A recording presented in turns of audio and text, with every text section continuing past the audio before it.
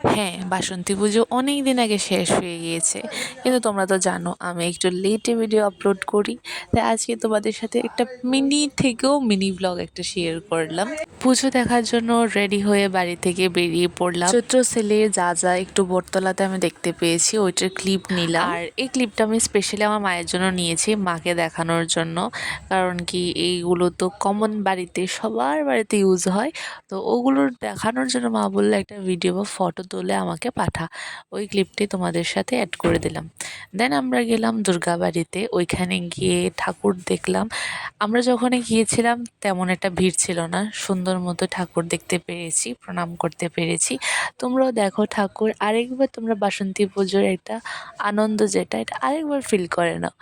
এরপরে ওইখানে অনেকক্ষণ ঘোরাঘুরি করি, কিছুক্ষণ ছবি টবি তুলি, অনেকটা টাইম ওইখানে থাকি। দেন আমরা যাই খাবার দাবার খেতে। এই রেস্টুরেন্টটা জানি কম বেশ সবাই চিনো। তবে দেখো না কি সুন্দর করে পুরনো পুরনো জিনিস দিয়ে অনেক সুন্দর করে ডেকোরেশন করা।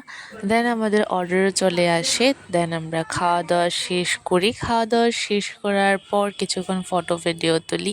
তো আজকের জন্য ভিডিওটা এই পর্যন্তই। আমাকে কেমন লাগছে অবশ্যই জানাবে, আর সবাইকে জানাই টাটা।